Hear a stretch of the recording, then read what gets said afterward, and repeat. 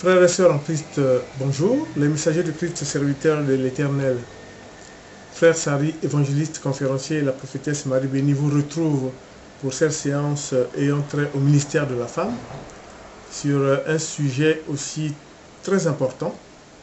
C'est en rapport avec l'autorité, les trois formes d'autorité, l'autorité administrative, l'autorité parentale et bien sûr l'autorité divine. Cela est très important, comme nous allons le voir quand on va le développer, en sachant que par exemple dans Ephésiens 6, verset 2, en rapport avec le respect qu'ils doivent avoir les enfants envers leurs parents, il est bien dit, tu n'auras ton père et ta mère si tu veux vivre longtemps.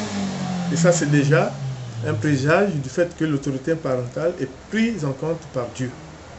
Et je vais donc passer la parole à la prophétesse Marie Béni pour d'entrée de jeu aborder ce problème et que nous allons par la suite développer selon les trois volets. Oui, alors on va. Shalom, mes bien-aimés. Alors nous allons lire dans la parole de Dieu, nous allons lire Ephésiens, verset 6. Non. Ephésiens 6, verset 2. C'est ça. Alors, il est dit dans la parole de Dieu, honore ton père et ta mère, c'est le premier commandement avec une promesse, afin que tu sois heureux et que tu vives longtemps sur la terre.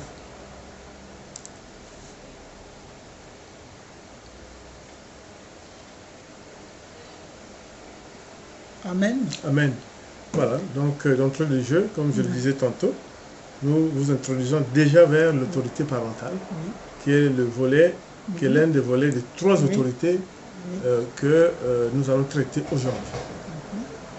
Et puis là, on va tout de suite lire aussi 1 Corinthiens 7, verset 3 à 8.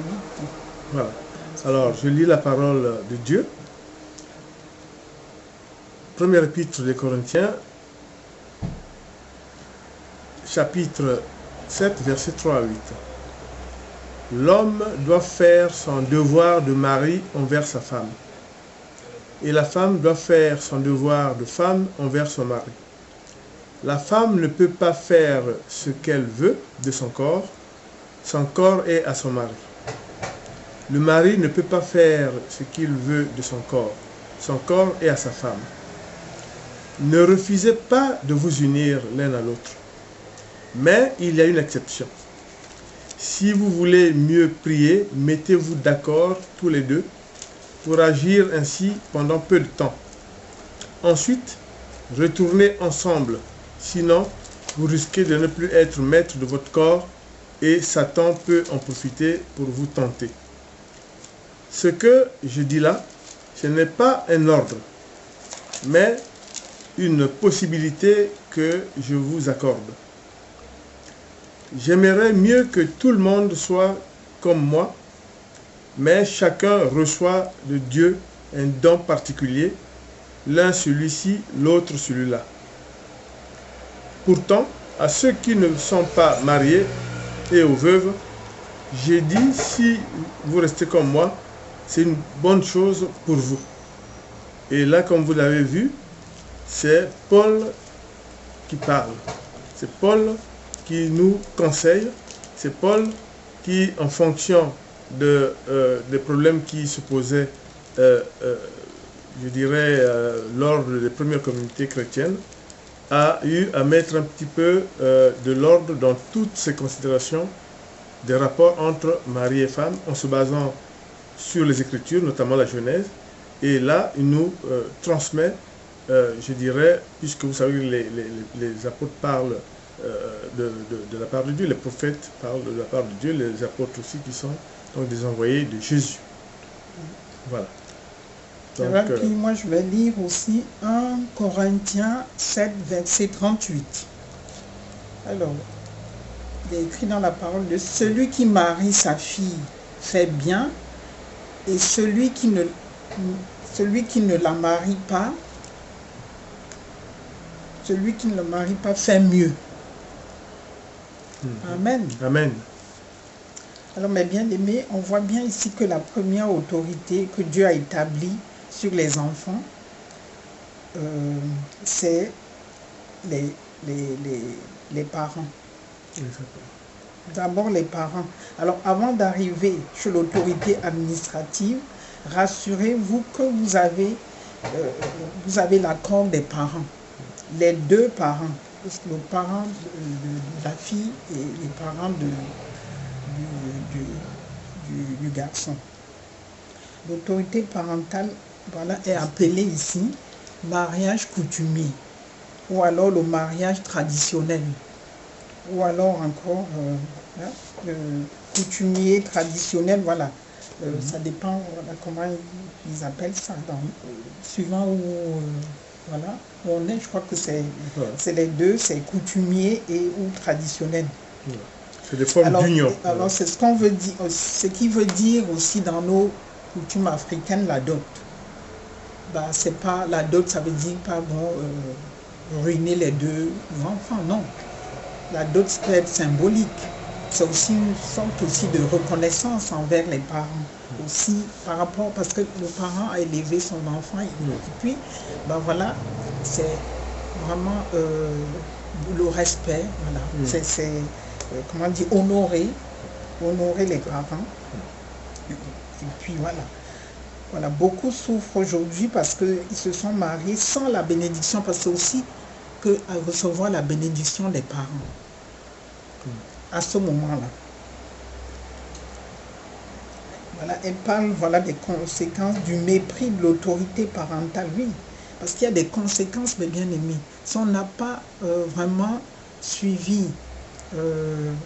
d'abord cette étape-là où on doit d'abord honorer les parents, hein, et tout, on peut vraiment avoir beaucoup de problèmes après. Si vous voulez vous marier, que vos parents s'opposent, travaillez à leur mettre en confiance. Parce que parfois les parents aussi voient des choses, ils se disent, ça va pas tellement, ouais, je vois cette fille-là, elle n'est pas très polie, ou bien le garçon, oui, ça va pas du tout. Mais il faut travailler à les mettre en confiance. Il ne faut pas commencer à vous battre avec eux et tout, ça ne sert à rien. Parce que vous avez besoin d'eux, vous avez besoin qu'ils bénissent votre union, qu'ils vous donnent des bonnes paroles de bénédiction, parce que vous savez, tout c'est très important.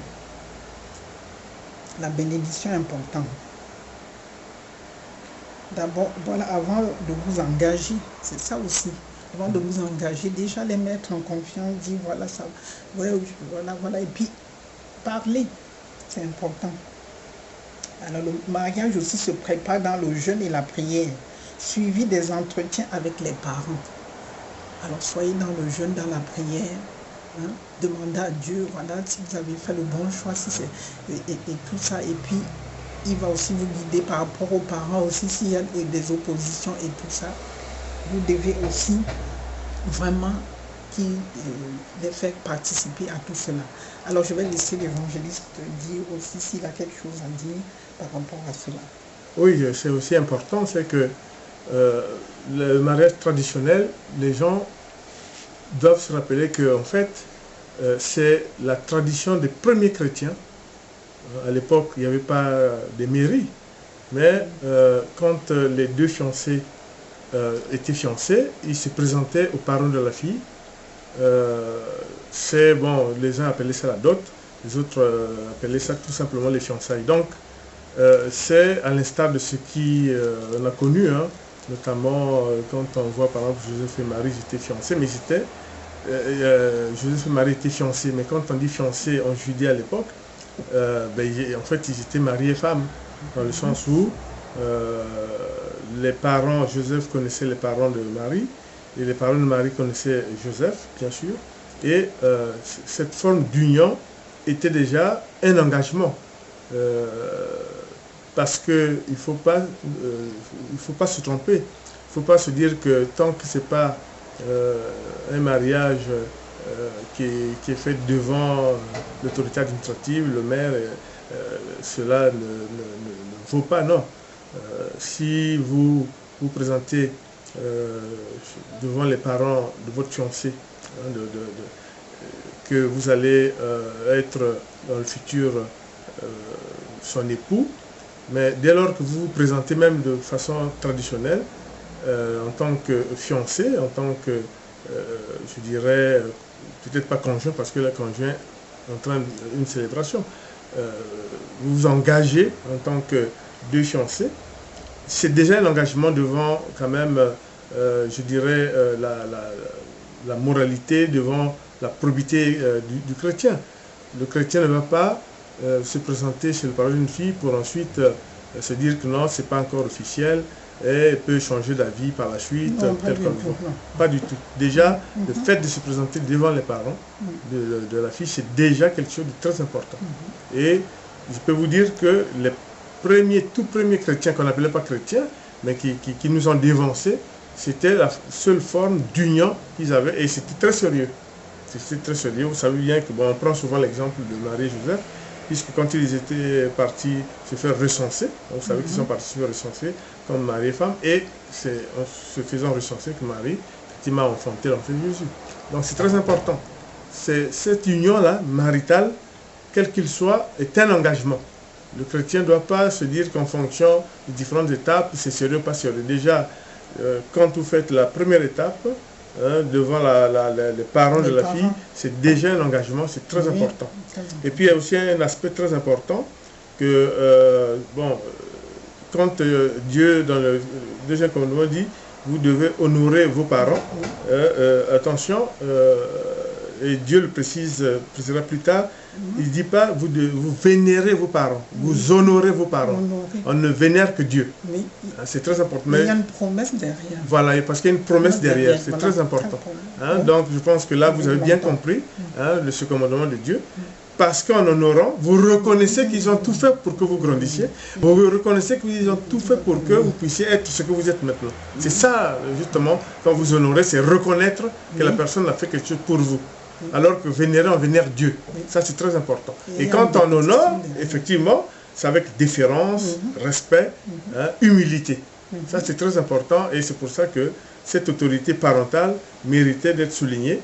C'est très important dans les fiançailles de prendre ça en compte. Il ne faut pas se dire que non, il faut l'autorité administrative pour que ça soit vraiment... Non, non, le chrétien doit être sérieux. Il s'engage, il s'engage. Et devant les parents, quand sa parole compte, c'est très important. Voilà. Voilà. Et la deuxième autorité, c'est administrative. Alors on va prendre un passage biblique, on va prendre Romains 13, verset 1.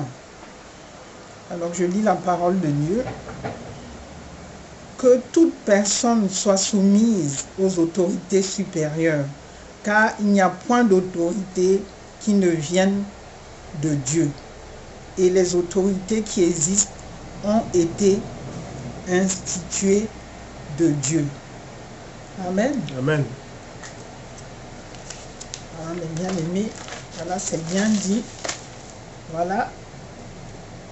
Voilà, nous devons être soumis, voilà, cette fois alors aux autorités supérieures, voilà, administratives, car il n'y a point d'autorité qui nous vienne de Dieu.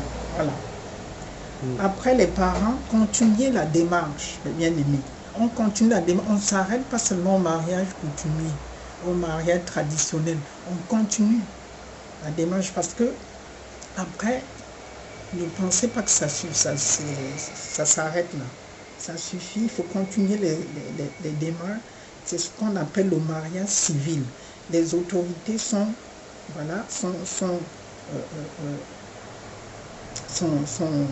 impliquées. Voilà. C'est leur mission. Ils sont là voilà, pour votre mariage. L'État vous enregistre parmi les personnes mariées de la nation et vous protège. Vous avez une protection.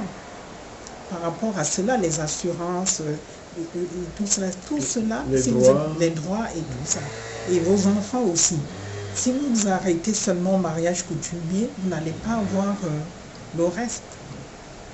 C'est pour ça qu'il faut continuer la démarche. Vous allez vous retrouver peut-être en situation irrégulière parce que vous n'avez pas fait le reste. Alors c'est très important pour vous et puis pour vos progénitures. Voilà, beaucoup sont mariés comme je disais traditionnellement, mais refusent de passer devant les autorités administratives. Vous vous rebellez à la parole de Dieu sans le savoir. Parce que Dieu a dit, hein, dans sa parole, ce que je viens de lire tout à l'heure, que nous devons être soumis aux autorités, que dans tous les pays où vous habitez, que ce soit en Afrique ou n'importe, je pense que même en Afrique, il y a quand même des allocations familiales, il y a tout cela, il y a ici, voilà, en Europe bien sûr, et tout cela. Et puis il y a aussi des cotisations par rapport au mari, à la femme. Tout cela doit être en ordre, mes bien-aimés. Et les chrétiens doivent le savoir, ils ne doivent pas se rebeller, parce que si vous ratez une seule étape de cette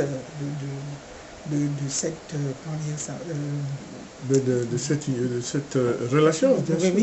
Oui. Si vous ratez, vous pouvez encore vous rattraper. Il n'est jamais trop tard. Dieu est patient et tout ça, mais il faudrait vraiment vous mettre en ordre pour pouvoir vraiment bénéficier de cela. Alors je vais laisser l'évangéliste quelque chose s'il a... Oui, non, c'est pour dire que l'autorité civile, ça, dans les livres justement de l'Ecclésiaste et l'Ecclésiastique, on dit qu'il faut reconnaître l'autorité. Hein? Vous savez, là, quand Jésus dit à César ce qu'il y a à César, à Dieu ce qu'il y a à Dieu, quand on essaie de réfléchir sur ce qu'il veut dire par là, pas seulement en rapport avec les impôts, la puissance publique, etc., il veut aussi dire que la civilité, dans ce qui revient à l'autorité civile, il faut l'accomplir. Hein? Donc, quand c'est prévu que vous devez vous présenter devant un agent d'état civil pour certifier votre mariage au plan administratif, vous devez le faire parce que cela ouvre droit à pas mal de choses. Cela ouvre droit à la filiation, cela ouvre droit à des droits pour les enfants qui vont venir, cela ouvre le droit à ce qu'on appelle les biens communs ou pas, quelle est votre formule, etc. Donc, tout ceci, c'est pas parce que vous avez fait un mariage, enfin une union devant la famille, ce qu'on appelle la dot, que vous vous dites que je m'exemple de ça, parce que vous ne pouvez avoir ce qui est prévu par la loi et par l'administration que si vous êtes unis par un agent d'état civil. Donc, comme je disais, et Dieu n'est pas contre ça, puisque dans l'Ecclésiaste et dans l'Ecclésiastique, il est bien dit que vous devez reconnaître l'autorité établie. Parce qu'on ne peut pas vivre sans loi, de façon personnelle, à sa guise, en bravant les lois, sans les respecter, etc., en se disant, moi c'est moi, non. Donc, en matière d'union, les États ont prévu justement cette célébration qui est une célébration officielle parce que ça relève de l'autorité qui existe pour ça. Et cela ouvre droit à pas mal d'avantages pour la filiation et pour d'autres choses, des garanties même personnelles du couple, etc. etc. Voilà. Les autorités sont témoins de votre mariage. Voilà. Et quand l'officier d'état civil vous unit, il vous dit très bien, et on le sait très bien, il vous dit je vous déclare unis par le mariage. Ça, c'est la formule consacrée. Alors que nous allons le voir quand il s'agit d'une union par un homme de Dieu, dans le cadre d'un sacrement, que quand Jésus dit le mariage est indissoluble, dans le cadre de cet aspect, puisque c'est un ordre du Christ. C'est pas lui qui vous dit de vous unir, attention. Mais une fois que vous êtes unis, Jésus dit, attention, le mariage est indissoluble aux yeux de Dieu. Donc ça veut dire que si vous venez maintenant vous présenter devant Dieu, bon, ça, je laisse la prophétesse introduire la troisième autorité, mais vous verrez que c'est un peu différent par rapport à l'officier d'état civil qui dit « Je vous déclare unis par le mariage ». Mais dans la formule, je dirais pas religieuse, mais de l'union des chrétiens, c'est une autre formulation devant l'homme de Dieu, devant le serviteur de Dieu. Alors nous allons passer à l'autorité divine. Et je te laisserai lire le passage. Voilà. Donc Genèse 2, verset 24, ben, Dieu proclame que c'est pourquoi l'homme quittera son père et sa mère pour vivre avec sa femme, et les deux deviendront comme une seule personne. Voilà. Donc, comme vous le voyez, là, 1 plus 1 n'égale pas 2, mais égale une personne. Autrement dit, c'est une union qui fait que vous êtes en symbiose. Vous êtes un couple uni, et pour Dieu, dès lors que vous vous êtes aimés et que vous vous présentez à Dieu, Dieu dit, depuis, donc quand on voit les Écritures, vous quitterez votre famille, l'homme quittera sa famille, la femme quittera sa famille, et les deux seront une seule personne, au sens où l'un devra assistance à l'autre, vice-versa. Et très important. Voilà. Amen.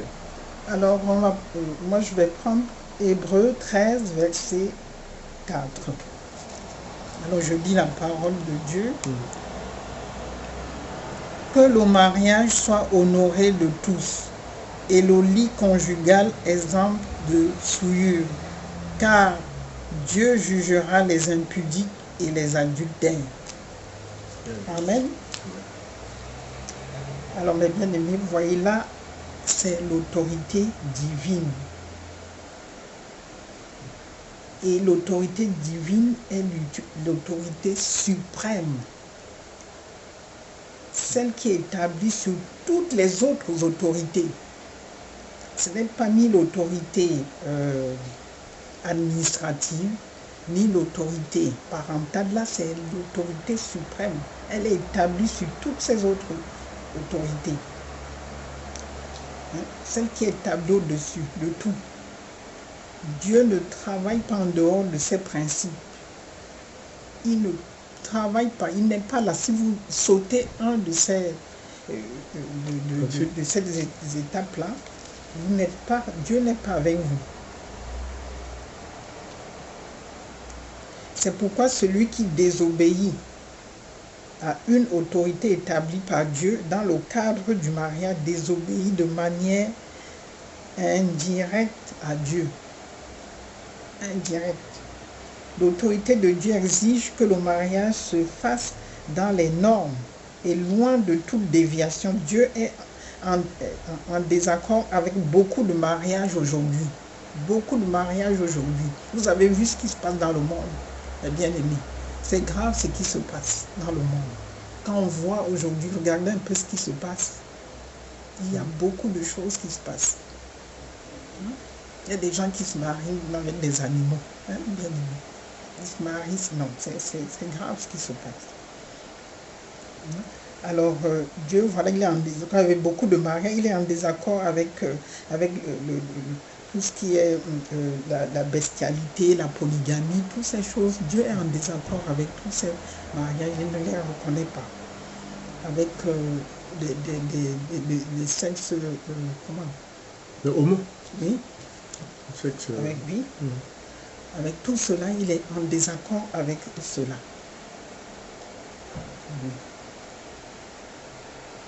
Même les mariages qui sont sous l'emprise de l'envoûtement, Dieu n'est pas là. Il n'est pas là. Alors j'ai mon petit truc, je vais remuer ma petite casserole pour que mon mari m'aime beaucoup, bien pour que ma femme m'aime beaucoup. Dieu n'est pas avec vous, parce que Dieu n'est pas dans ces choses. Alors vous devez bien réfléchir. Beaucoup se sont mariés avant le temps de Dieu, certainement, mais avec l'homme, la femme de leur vie ou une institution divine. Le mariage, un mariage chrétien doit se faire dans les normes ennemies. Parce que sinon, Dieu n'est pas là. Il n'est pas là. Parce que sachez que Dieu intervient dans beaucoup de mariages quand il y a des choses. Il est là pour nous soutenir, pour que tout se passe bien. Et puis on peut faire appel à lui. Mais s'il n'est pas là depuis le début, que vous avez sauté des étapes, vous avez fait comme Dieu n'est pas avec vous. Voilà, comme je disais, le mariage est accepté par Dieu lorsqu'il respecte la norme établie par Dieu. Dieu doit être au centre de votre mariage. Il doit être au centre. Beaucoup de problèmes que nous connaissons aujourd'hui dans nos couples émane de cette triste réalité. Mépris des autorités établies par Dieu dans le cadre du mariage. Toutes ces étapes-là qu'on a citées, c'est très très important. Donc vous pouvez encore vous rattraper.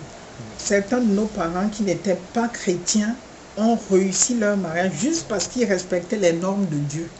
Vous savez, nous avons nos parents au fin fond du village. Ils ont respecté toutes ces étapes-là. Parfois, ils allaient voir les parents, bien sûr, toujours. Hein, les parents, bon, parfois, bon, ils négociaient quand ils n'étaient pas d'accord et tout ça, ils essayaient de les calmer. Mais ils apportaient toujours quelque chose aux parents pour les apaiser, pour leur dire, voilà, bien et tout. Et puis même, je ne sais pas, 10 ans après ou quoi, ils se disaient, bon, il faut quand même qu'on passe chez le maire parce que je crois que c'est payant. Et tout ça, ils n'avaient pas assez de moyens. Mais ils faisaient tout pour pouvoir passer par la deuxième étape qui est administrative, pour que les enfants puissent vraiment aussi, ils doivent aussi avoir des allocations et tout. Quand on retourne en arrière, regardez un peu autour de vous, vous verrez que ces personnes-là ont respecté cela.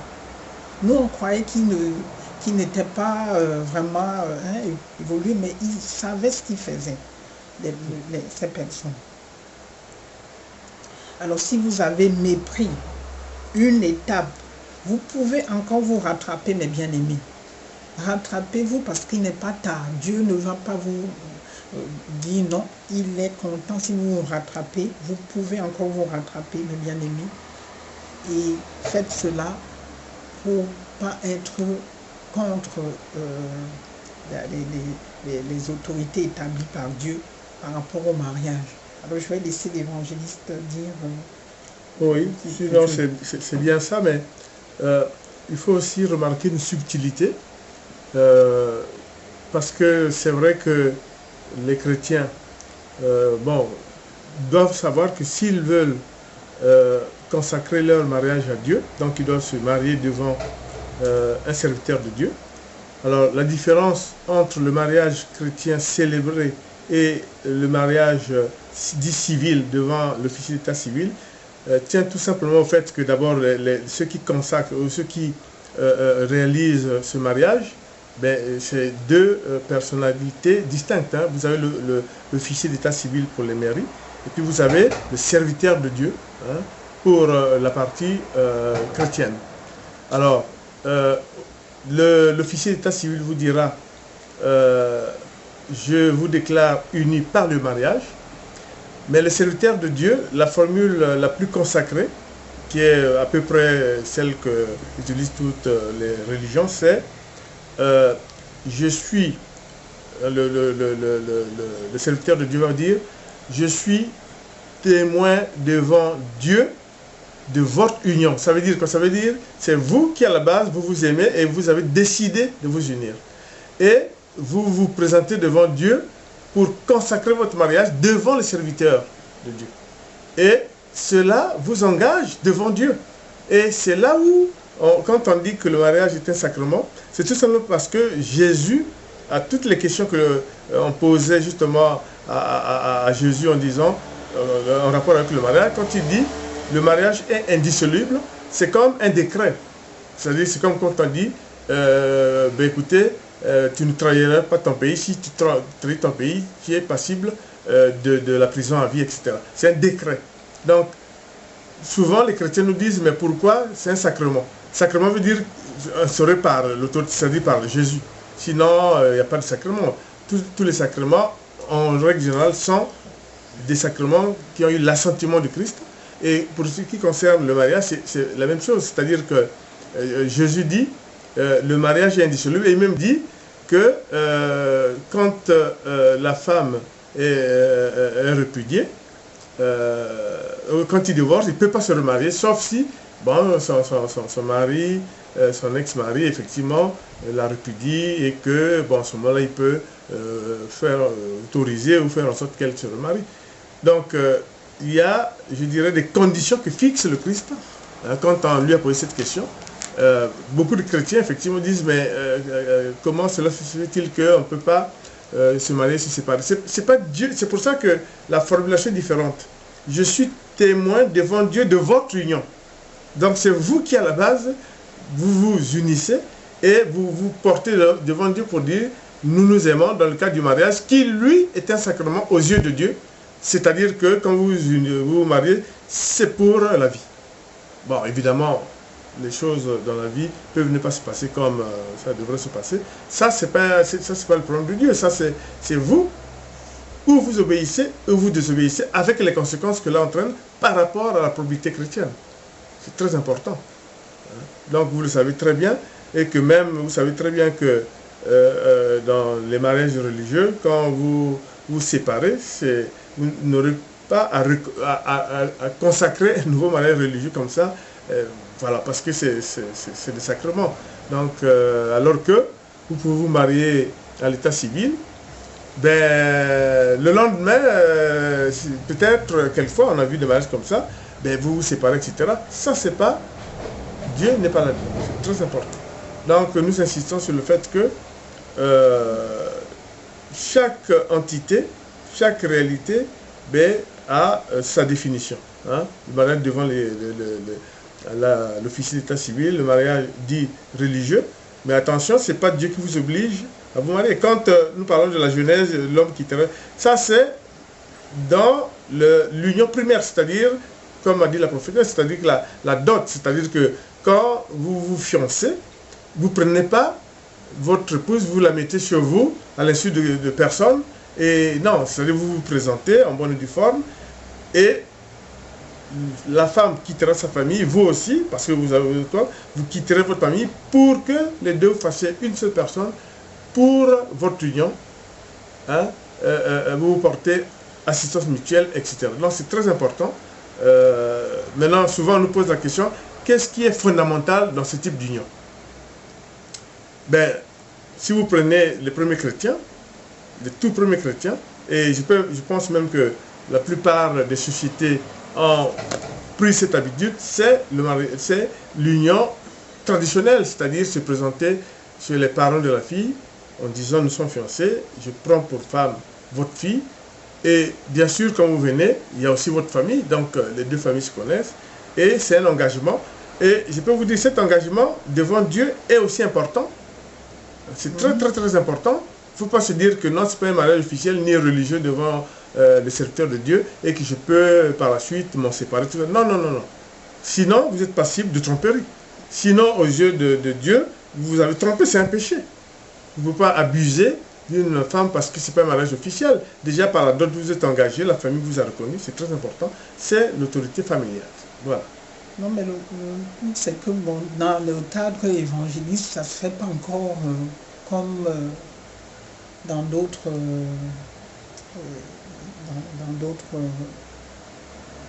religions, ça ne se fait pas encore comme ça. Donc, il n'y a pas besoin d'une cérémonie. Ouais, il suffit seulement que le